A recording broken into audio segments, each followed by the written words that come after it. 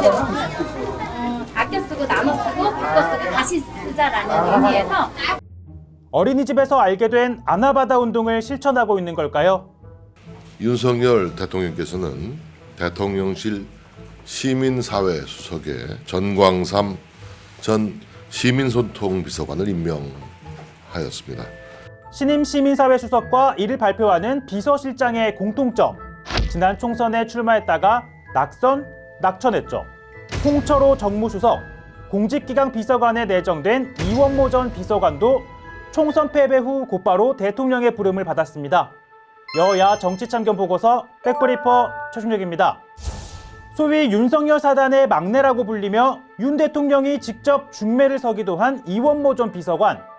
대통령께 반도체 예산 팍팍 뿌려주십시오.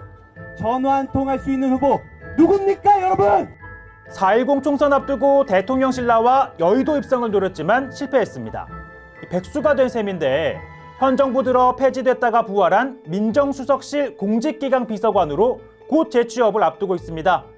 대통령실 시민소통비서관 된 지 10달도 채 안 돼 사직한 전광삼 전 비서관은 대구 출마하려 했지만 공천받지 못했고 총선 한 달 만에 다시 대통령실로 복귀했습니다. 수석으로 승진해서 말이죠.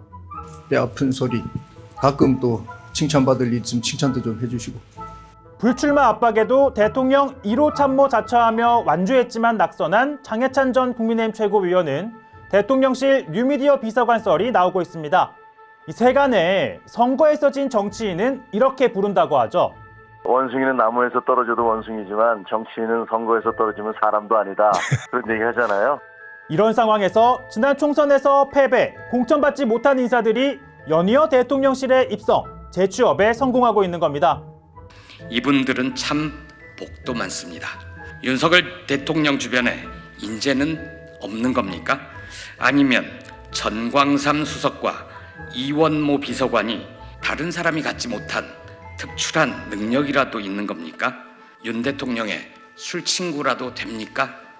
이런 와중에 공공기관 경영정보 공개 시스템에 따르면 현재 33곳의 공기업, 공공기관 등의 기관장이 공석입니다.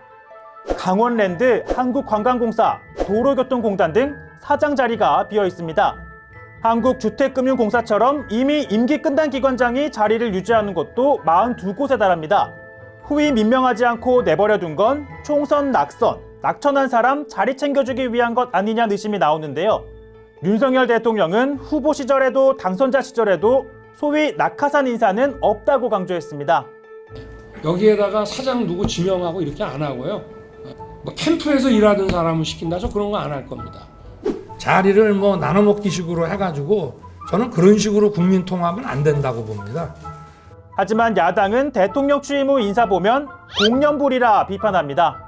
캠프에서 상근 정무특보를 했던 이학재 전 의원은 인천공항공사 사장이시고 수도권 대책본부장 함준규 의원은 도로공사 사장이십니다. 당장은 차기 국무총리, 장관 누구 발탁할지 큰 관심인데요. 고집불통이라고 비판하시는 분들도 있습니다만은 저는 취임 이후부터 지금까지 어떤 개각이라고 하는 것을 전국 국면 돌파용으로 쓰지는 않겠다고 얘기를 해왔고요. 신중하게 검토하겠다고 한 만큼 짠 공개했을 때 그 밥의 그나물이 아닌 국민들이 박수칠 만한 신선한 반찬 내놓을지 기다려집니다.